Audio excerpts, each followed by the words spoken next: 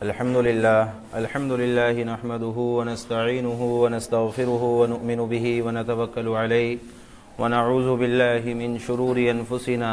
ونعوذ بالله من شرور أنفسنا ونعوذ بالله من شرور أنفسنا ومن سيئات أعمالنا من يهده الله فلا مضل له ومن يضلله فلا هادي له ونشهد أن لا إله إلا الله وحده لا شريك له ونشهد أن سيدنا وحبيبنا وسندنا ومولانا محمدا عبده ورسوله أما بعد فأعوذ بالله من الشيطان الرجيم بسم الله الرحمن الرحيم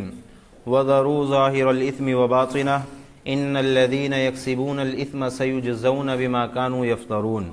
والله العظيم۔ معزز سامعین کرام، ہماری مختصر سی زندگی میں دو چیزیں ہیں، ایک یہ ہے کہ ہم نیکیاں خوب کریں اور دوسری یہ ہے کہ گناہوں سے اپنے آپ کو بچانا۔ کوئی انسان، ایک مسلمان ایسا ہے کہ جو بہت زیادہ نفلی عبادت نہیں کر سکتا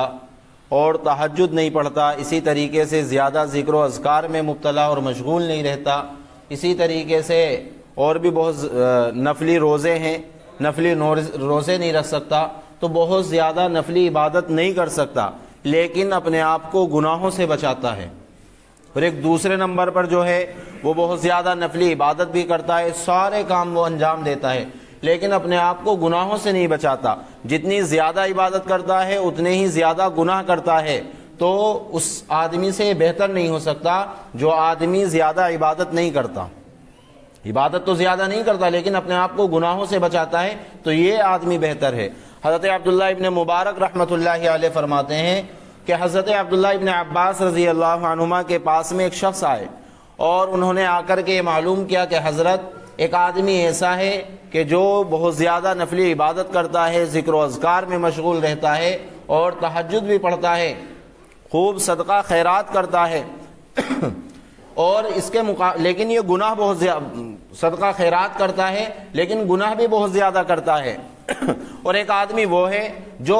فرائض پر، واجبات پر اور سنتوں پر اکتفا کرتا ہے،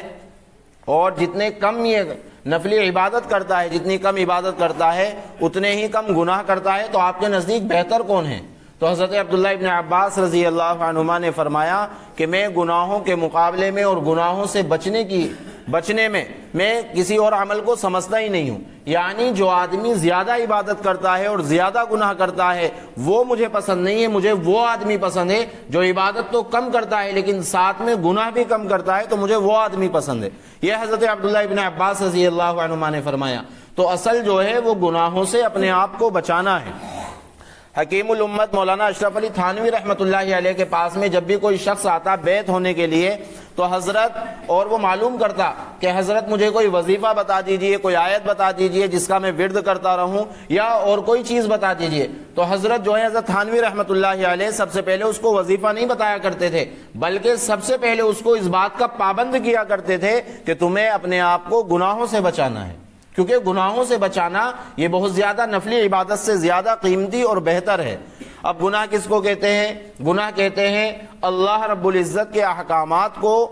چھوڑ دینا اور شریعت کے احکامات کو چھوڑ دینا، نبی کریم علیہ الصلاۃ والسلام کی تعلیمات و ہدایات کے مطابق نہیں بلکہ خلاف ورزی کرنا، جیسا آپ علیہ الصلاۃ والسلام نے بتایا ہے اس کی خلاف ورزی کرنا اور اللہ کے قانون سے ٹکرانا، نمازوں کو چھوڑ دینا، اور بھی بہت ساری چیزیں ہیں، اس کو گناہ کہا جاتا ہے۔ اب گناہ کے جو ہیں وہ دنیاوی بھی نقصان ہے اور اخروی بھی نقصان ہے۔ آخرت کے اعتبار سے اللہ رب العزت نے قرآن کریم کے اندر کہہ دیا کہ اگر گناہ کر کے آؤ گے تو تمہارے لیے جہنم تیار ہے، ہم تمہیں ضرور بھی ضرور جہنم کے اندر ڈالیں گے۔ اور ایسا نہیں ہے کہ صرف آخرت کے اعتبار سے ہی گناہوں کے نقصانات ہیں، بلکہ دنیاوی اعتبار سے بھی گناہوں کے نقصان ہیں۔ ایک گناہ کا نقصان تو یہ ہے کہ جب آدمی گناہ کرتا ہے تو وہ احسان فراموش میں لکھ دیا جاتا ہے۔ گناہ کرنا یعنی احسان فراموشی کرنا۔ یہ دیکھنا چاہیے کہ اللہ رب العزت والجلال نے صحت دی ہے، تندرستی دی ہے، رات کو سوتا ہے تو اللہ میٹھی نیند سلاتا ہے، صبح اٹھتا ہے تو اللہ رب العزت پیٹ بھر کر کھلاتا ہے، یہ ساری چیزیں دیتا ہے۔ اور بستی کے اندر نہ جانے کتنے لوگ بیمار تھے لیکن اللہ نے بیماریوں سے دور رکھا، صحت دی ہے، حسن دیا ہے، جمال دیا ہے، ساری چیزیں دی ہے، لیکن ان چیزوں کے دی ہوئی چیزوں کا غلط استعمال کرنا، اللہ کے قانون سے ٹکرا جانا، اللہ کے حکم کو کھلم کھلا چھوڑ دینا، اس کو گناہ کہتے ہیں، اور یہ احسان فراموشی ہے۔ اور احسان فراموشی جب انسان کرتا ہے، احسان کا بدلہ کچھ نہیں ہے۔ اللہ فرماتا ہے قرآن کریم کے اندر الجزاء الاحسان الا الاحسان، کہ احسان کا بدلہ صرف و صرف احسان ہے۔ جب انسان احسان فراموشی کرتا ہے، ناشکری کرتا ہے، تو پھر وہ ناشکروں میں لکھ دیا جاتا ہے۔ قرآن کریم کے اندر آیت ہے لئن شکرتم لازیدنکم، اگر تم میری نعمتوں کا شکریہ ادا کرو گے، میں نے صحت دی ہے اس کو دین کے کام میں لگاؤ گے، نمازوں میں لگاؤ گے، فجر کے وقت اٹھ کر کے تم مسجد آؤ گے، تو لازیدنکم، اللہ کہتا ہے کہ میں اس نعمت کو اور بڑھا دوں گا۔ اللہ نے مال دیا ہے، دولت دی ہے، اس کو جو ہے غریبوں پر خرچ کرتے ہو، ضرورت مندوں پر خرچ کرتے ہو، تو اللہ کہتا ہے میں اس کو اور بڑھا دوں گا۔ لیکن اگر اس کے مقابلے میں اللہ نے صحت دی ہے، بیماری کچھ نہیں ہے، پریشانی کچھ نہیں ہے، وقت بھی ہمارے پاس ہے، وَلَئِن كَفَرْتُمْ إِنَّ عَذَابِي لَشَدِيدٌ، نماز کا وقت ہو جاتا ہے اور مؤذن جو ہے آواز لگاتا ہے، ندا دیتا ہے کہ آؤ کامیابی کی طرف، آؤ نماز کی طرف، لیکن ان سب کو چھوڑ کر کے وَلَئِن كَفَرْتُمْ إِنَّ عَذَابِي لَشَدِيدٌ، میری نعمتوں کی ناشکری کرو گے تو اللہ کیا کہہ رہا ہے، میرا عذاب جو ہے، میری پکڑ جو ہے وہ بڑی سخت ہے۔ تو گناہ کی جو سب سے پہلی قسم ہے کہ انسان گناہ کرتا ہے، گناہ کے ذریعے سے انسان گویا کہ احسان فراموشی کرتا ہے، یعنی ناشکری کرتا ہے۔ اسی طریقے سے ایک گناہ کی قسم یہ ہے کہ جب انسان گناہ کرتا ہے تو اس کے دل پر تاریکی چھا جاتی ہے۔ گناہ کے اندر چونکہ ایک اندھیرا ہوتا ہے، ظلمت ہوتی ہے، تو اس کے دل پر تاریکی اور اندھیرا چھا جاتا ہے۔ معروف و مشہور حدیث ہے، اللہ کے نبی علیہ الصلوۃ والسلام نے فرمایا جب آدمی گناہ کرتا ہے، ایک گناہ کیا، ایک دھبا اس کے دل پر لگ جاتا ہے، سیاہ نقطہ اس کے دل پر لگ جاتا ہے، دوسرا گناہ کرتا ہے، دوسرا نقطہ اس کے دل پر لگ جاتا ہے، توبہ نہیں کرتا ہے، بار بار گناہ کرتا رہتا ہے، گناہ پر جو ہے جمع رہتا ہے، ڈٹا رہتا ہے، تو کیا ہوتا ہے، اس کا دل سیاہ ہو جاتا ہے۔ جب دل سیاہ ہو جاتا ہے گناہ کی وجہ سے، پھر اس کا دل جو ہے وہ حق بات قبول کرنے کے لیے تیار نہیں رہتا۔ کتنی ہی ملاقاتیں کرنے کے لیے اس کے پاس چلے جاؤ، کتنے ہی بیانات اس کے سامنے کر دو، لیکن اس کے دل پر جو ہے، اس کا دل جو ہے وہ سیاہ ہو چکا ہے گناہ کر کر کے، پھر اس کا دل ان ساری چیزوں کو قبول ہی نہیں کرتا۔ جیسے ایک چیکنا گھڑا ہے، کیونکہ اللہ رب العزت والجلال نے انسان کو جو بنایا ہے وہ من صلصال کالفخار، کھنکتی ہوئی بجتی ہوئی مٹی سے بنایا ہے، مٹی کا گارا بنایا گیا، جب وہ ٹائٹ ہو گئی، کھنکنے لگی، بجنے لگی، جب اللہ نے اس انسان کو بنایا ہے، تو یہ انسان جب گناہ پر ڈٹا رہتا ہے، جمع رہتا ہے، توبہ نہیں کرتا ہے، تو پھر اس کا دل سیاہ ہو جاتا ہے، چیکنے گھڑے کی طرح ہو جاتا ہے۔ چیکنے گھڑے پر ہم کتنا ہی پانی ڈال لیں، چاروں طرف کو ہو کر کے نکل جائے گا۔ ایسے ہی اس کو ساری دنیا مل کر کے سمجھا لے، سارے لوگ مل کر کے سمجھا لے کہ تم جو یہ کام کر رہے ہو یہ غلط کام ہے، لیکن اس کا دل چونکہ سیاہ ہو چکا ہے، اس پر کچھ اثر ہی نہیں ہوتا ہے، وہ حق بات کو قبول ہی نہیں کرتا ہے۔ تو گناہ کی یہ دوسری خرابی ہے کہ دل پر ظلمت چھا جاتی ہے، تاریکی چھا جاتی ہے۔ اور گناہ کی جو تیسری خرابی ہے، جن کو اللہ رب العزت والجلال نے ایمان کی دولت سے نواز رکھا ہے، وہ اس کو محسوس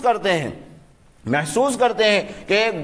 وہ جو ہے تاریکی ایک چھا جاتی ہے، ایک اندھیرا چھا جاتا ہے، چونکہ گناہ کے اندر ایک اندھیرا ہوتا ہے تو اندھیرا چھا جاتا ہے۔ ایک اللہ والے ہیں، وہ فرماتے ہیں کہ میری ایک شخص نے دعوت کی اور اس کی جو آمدنی تھی، اس کی جو انکم تھی، وہ ناجائز تھی، حرام تھی۔ اب میں کھانا کھانے کے لیے پہنچا، میں نے کھا لیا، حرام لقمے جو تھے میرے پیٹ کے اندر چلے گئے، تو 2 مہینے تک مجھے میرے نفس نے ابھارا اس بات پر کہ گناہ کر لے۔ جب انسان ایک گناہ کرتا ہے تو وہ گناہ جو ہے دوسرے گناہ کی دعوت دیتا ہے کہ دوسرا گناہ بھی کر لیا جائے،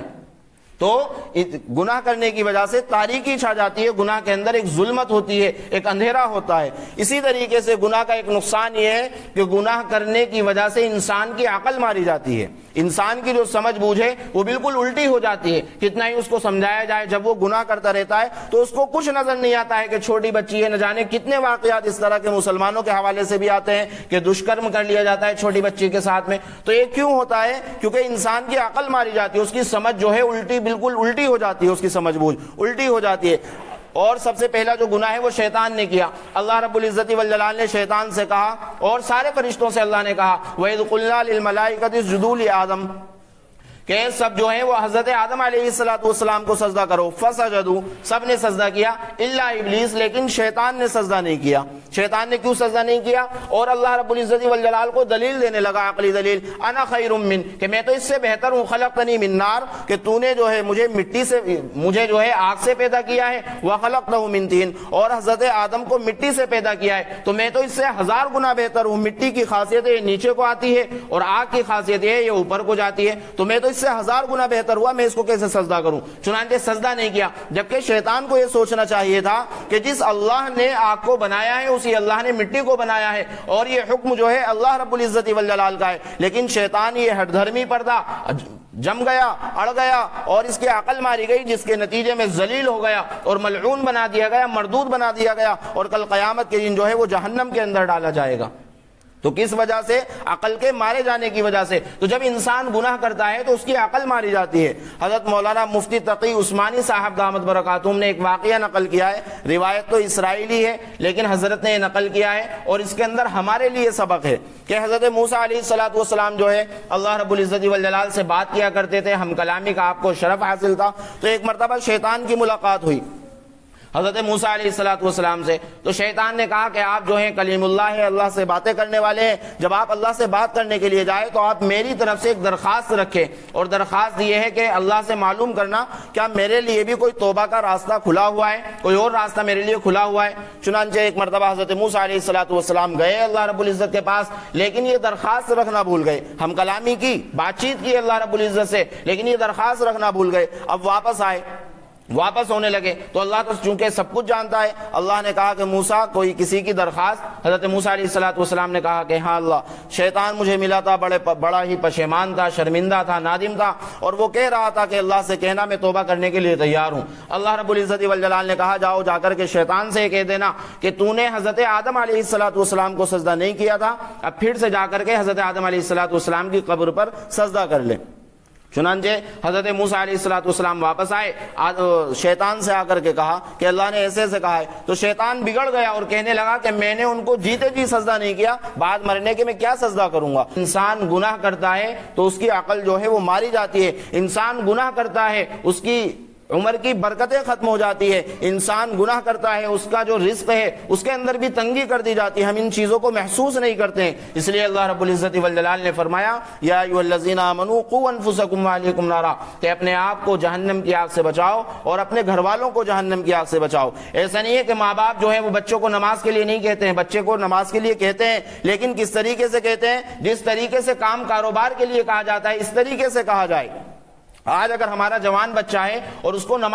کو جو ہے وہ کام نہیں کرے، گھر پر خالی بیٹھا رہے، تو ماں باپ اس کے پیچھے پڑ جاتے ہیں، اگر وہ تب بھی نہیں مانتا ہے لوگوں سے کہتے ہیں کہ جاؤ اس کو جا کر کے سمجھاؤ، لوگ سمجھاتے ہیں پھر وہ کام پر کھڑا ہو جاتا ہے۔ لیکن نماز کی جہاں باری آتی ہے، دین کی جہاں باری آتی ہے، اس سے کہا جاتا ہے کہ ہم تو نماز کے لیے کہتے ہیں، ہم تو بتاؤ سمجھاتے ہیں رات دن، لیکن ہمارا جو بچہ ہے، ہماری جو اولاد ہے وہ ماننے کے لیے تیار ہی نہیں ہے۔ نہیں، ہم یہ نہ سوچیں کہ اس کی وجہ سے ہماری جو ہے اللہ رب العزت کے یہاں پر گرفت نہیں ہوگی، بلکہ اللہ کے یہاں پر پکڑ ہوگی۔ کیسے پکڑ ہوگی؟ میں ایک واقعہ آپ حضرات کو سناتا ہوں۔ جیسے کہیں پر آگ لگی ہوئی ہے اور ایک باپ وہاں پر بیٹھا ہے، دور بیٹھا ہوا ہے، اور وہ بچہ جو ہے ایک چھوٹا بچہ وہ آگ کی طرف جا رہا ہے، تو باپ بیٹھ کر کے کرسی پر بچے کو کہہ رہا ہے کہ بیٹا رک جا، اگر وہاں جائے گا تو جل جائے گا۔ لیکن وہ بچہ چونکہ آگ کی طرف جا رہا ہے، بار بار جاتا رہتا ہے، تو اس نے 2-3 مرتبہ کہا اپنے بچے سے کہ بیٹا رک جا، ورنہ تو جو ہے آگ کے اندر جل جائے گا۔ لیکن بچہ جو ہے وہ گیا اور جل گیا۔ آج جب شور شرابہ ہوا، آس پڑوسی آئے اور انہوں نے آ کر کے اس کو نکالا۔ پھر انہوں نے اس آدمی سے سوال کیا، اس باپ سے سوال کیا کہ بھائی تم یہاں پر بیٹھے تھے، تمہیں روکنا چاہیے تھا۔ تو اس نے کیا کہا کہ میں نے روکا، میں نے 3-4 بار منع کیا کہ آگ جل رہی ہے، آگ کے وہاں پر جائے گا تو آگ کے اندر جل جائے گا۔ تو لوگ کیا کہیں گے؟ بیوقوف کہیں گے، اس کو بیوقوف کہیں گے۔ کیوں؟ کیونکہ تمہاری یہ ذمہ داری نہیں تھی کہ صرف زبان سے تم نے کہہ دیا اس کو روکنے کے لیے، بلکہ تم کو وہاں پر جانا چاہیے تھا، اس کو زبردستی پکڑنا چاہیے تھا۔ تو ٹھیک اسی طرح میرے بھائیوں بزرگوں دوستو، ہمیں اپنے آپ کو اور اپنی اولاد کو جہنم کی آگ سے بچاؤ۔ ڈی جے بجا رہے ہیں آج کل شادی کے اندر، اور جو ہے لڑکیوں کا اور عورتوں کا انتظام کیا جاتا ہے باقاعدہ، پھر کہتے ہیں کہ ہم مسلمان جو ہے وہ پریشان ہیں، مسلمانوں کے اوپر حالات ہیں۔ یہ حکومت کی کوئی کمی نہیں ہے، آج ہم سے مسجدیں چھینی جا رہی ہے، ہماری اذانوں پر پابندی لگائی جا رہی ہے۔ اذان ہوتی ہے ہم باتیں کرتے رہتے ہیں، ٹی وی چل رہا ہے تو بس ہم اتنا کرتے ہیں کہ اس کی آواز بند کر دو، اذان ہو رہی ہے۔ اور بعض لوگ تو ایسے ہیں وہ کہتے ہیں کہ ہماری مسجد کی اذان نہیں ہو رہی ہے، یہ تو دوسری مسجد کی ہو رہی ہے، کوئی بات نہیں، چلنے دو۔ تو میں جب ہمارے حالات اس طرح کے ہیں پھر اذان پر بھی پابندی لگے گی۔ ہمارے حالات اس طرح کے ہیں کہ ہم مسجدوں کو چھوڑ کر کے گلیوں میں چوراہوں میں اپنا وقت کو بتانا اور وقت کو ضائع کرنا اچھا سمجھتے ہیں، تو پھر ہماری مسجدیں بھی ہم سے چھینی جائے گی۔ اس کے اندر ہم دوسروں کو دوش دیتے ہیں کہ ان کی کمی ہے، ان کی کمی ہے، ہم کسی کی کمی نہیں ہے۔ یہ تو اللہ کے نبی علیہ السلام نے ہم سے پہلے بتا دیا تھا، مسجدوں کو آباد نہیں کرو گے، دین کو چھوڑ دو گے، دینی محنت کو چھوڑ دو گے تو اللہ رب العزت والجلال یہ سارے کام تمہارے اوپر کرے گا۔ فلسطین کے اندر جو ہے معصوم بچے، مظلوم بچوں کے خون سے زمین کو رنگین کر دیا گیا، طرح طرح کے وہاں پر حالات پیدا کیے گئے، سونے کے لیے ان کے پاس بستر نہیں ہے اور سر ڈھکنے کے لیے ان کے پاس چھت نہیں ہے، لیکن ہم ڈی جے بجائیں گے۔ کل قیامت کے دن اللہ رب العزت والجلال نے اگر ہم سے معلوم کر لیا کہ فلسطین کے جو جانباز تھے، فلسطین کے جو ایمان والے تھے، مسلمان تھے، ان کے خون سے ہولیاں کھیلی جا رہی تھی، ان کے خون سے زمین کو رنگین کیا جا رہا تھا، تم نے کیا کیا؟ تو ہم کیا کہیں گے؟ اللہ ہم نے تو افسوس کیا ہے۔ اللہ معلوم کرے گا کہ تم نے شادی بیاہ کے اندر تمہیں افسوس نہیں تھا، اگر افسوس ہوتا تو تم ڈی جے نہ بجاتے، اگر افسوس ہوتا تو تم جو ہے گلیوں میں چوراہوں پر کھڑے ہو کر کے اپنے وقت کو ضائع نہ کرتے، بلکہ مسجد میں آتے، 2 رکعت صلاۃ الحاجت نماز پڑھتے اور ان لوگوں کے لیے تم دعا کرتے۔ یہ اللہ رب العزت کہے گا۔ شادی بیاہ کے اندر خاص طور پر ڈی جے وغیرہ کا انتظام نہیں ہونا چاہیے۔ جو لوگ اپنی شادی بیاہ کے اندر ڈی جے کا انتظام کرتے ہیں، اللہ رب العزت والجلال ان کا ڈی جے بجاتا ہے۔ 1 سال کے بعد، 2 سال کے بعد میں، 3 سال کے بعد میں ہمارا ڈی جے جو ہے یہ تو بہت ہلکا ہوتا ہے، اس کے جو ساؤنڈ ہوتے ہیں، اس کی جو دھمک ہوتی ہے یہ تو بہت ہلکی ہوتی ہے، لیکن جب اللہ رب العزت ڈی جے بجاتا ہے تو پھر آتے ہیں مسجد کے امام کے پاس، آتے ہیں لوگوں کے پاس کہ دعا کریں، 2-3 دن ایکٹنگ کریں گے کہ ہمارے گھر میں کوئی بیمار ہے، ایکٹنگ کریں گے، ٹوپی رکھ کر کے سر پر مسجد میں آئیں گے، ایسے دکھائیں گے کہ جیسے ہم برسوں سے نماز پڑھ رہے ہیں، ہم سالوں سال سے نماز پڑھ رہے ہیں۔ 2-3 دن ایکٹنگ کریں گے کہ میری والدہ کا انتقال ہو گیا، میرے باپ کا انتقال ہو گیا، میرا بیٹا جو ہے وہ بیمار ہو گیا، میرا بیٹا جو ہے فلاں جگہ پھنسا ہوا ہے۔ 2-3 دن ایکٹنگ کریں گے، یاسین گھر پر پڑھوائیں گے، اس کے بعد میں جب حالات درست ہو جائیں گے پھر سب کچھ چھوڑ دیں گے۔ ہمارے اوپر جو حالات ہیں یہ ہماری کمی کی وجہ سے حالات ہے۔ اللہ کے نبی علیہ السلام معراج پر گئے، آپ جب معراج پر گئے آپ نے دیکھا کہ کچھ چیزیں جو ہیں زمین سے اوپر آ رہی ہے اور کچھ چیزیں اوپر سے آسمان سے نیچے جا رہی ہے۔ آپ علیہ السلام نے معلوم کیا، جبریل یہ کیا چیزیں ہیں؟ حضرت جبریل نے کہا یا رسول اللہ یہ وہ چیزیں ہیں آپ کی امت کے جس طریقے کے اعمال نیچے سے آتے ہیں اسی طریقے کے اللہ کے فیصلے ان پر نازل ہوتے ہیں۔ آج مسلمان پریشان ہیں، ایک اللہ والے نے اللہ سے معلوم کیا کہ اللہ مسلمان پوری دنیا کے اندر پریشان ہیں، تو ان کی مدد کیوں نہیں کرتا؟ تو ان کو معلوم ہوا، غیب سے آواز آئی، اللہ نے ان کو بتایا کہ میں اس لیے مدد نہیں کرتا، پہلے تم اپنے اعمال تو دیکھو، ہمارے اعمال کس طرح کے ہیں۔ ہم مسجدوں کو بھرنے کے لیے تیار نہیں، ہم نماز پڑھنے کے لیے تیار نہیں، ہم اللہ کا نام لینے کے لیے تیار نہیں ہے، جبکہ اللہ نے جو ہمیں دنیا کے اندر بھیجا ہے اسی مقصد کی وجہ سے بھیجا ہے۔ اس لیے سچی پکی اللہ رب العزت والجلال سے توبہ کرے اور آج سے ہی ہم نماز شروع کریں، چونکہ ابھی اگلا جو مہینہ ہے رمضان کا مہینہ ہے، تو رمضان کی پلاننگ جو ہے اللہ والے جو ہے وہ 2-2 مہینے سے 3-3 مہینے پہلے سے کر لیا کرتے تھے۔ آپ علیہ السلام جو ہے رجب کے مہینے سے ہی دعا پڑھتے تھے، اللہم بلغنا رمضان، کہ اللہ ہمیں رمضان تک پہنچا۔ آپ علیہ السلام اپنی لنگی کو ٹائٹ کر لیا کرتے تھے، یعنی تیاریاں شروع کر دیتے، جیسے ہمارے یہاں پر شادی ہوتی ہے مہینوں 2 مہینے پہلے شادی کی تیاریاں شروع ہو جاتی ہے، اسی طریقے سے جو ہے آپ علیہ السلام آپ کے ماننے والے اللہ والے وہ رمضان کی پہلے سے ہی تیاری شروع کر دیتے تھے۔ تو اس لیے سامنے رمضان بھی ہے تو اس کی قدر و اہمیت کو دیکھتے ہوئے ہم ابھی سے نماز شروع کر دیں تاکہ ہمیں ایک عادت پڑی رہے نماز کی، اور نماز پڑھنا یہ بالکل فرض ہے، نماز چھوڑ دی تو پھر جہنم میں ضرور چلنا پڑے گا۔ کسی آدمی سے کہہ دیا گیا کہ بھائی تمہاری طرف سے، حکومت کی طرف سے اعلان ہوا ہے تمہارے بارے میں کہ تمہیں جہنم کے اندر جلایا جائے گا، تو اس کے جو رشتہ دار ہیں، گھر والے ہیں، آس پڑوسی ہیں، یار دوست ہیں، سب اس کو سمجھائیں گے کہ بھائی اگر تم نے یہ کام نہیں کیا تو تمہیں آگ کے اندر ضرور جلایا جائے گا، تمہیں پھانسی کے پھندے پر لٹکایا جائے گا، سب اس کو منائیں گے، سب اس کی فکر کریں گے۔ تو ٹھیک اسی طریقے سے اگر ایک وقت کی بھی نماز چھوڑ دی، 2 وقت کی، 5 وقت کی نہیں، صرف 1 وقت کی بھی نماز چھوڑ دی تو اللہ رب العزت والجلال جو ہے وہ جہنم کے اندر ضرور جلائیں گے۔ اللہ رب العزت کہنے سننے سے زیادہ بہتر عمل کی توفیق عطا فرمائے۔ وآخر دعوانا الحمدللہ۔ اللہ اکبر اللہ اکبر اللہ اکبر۔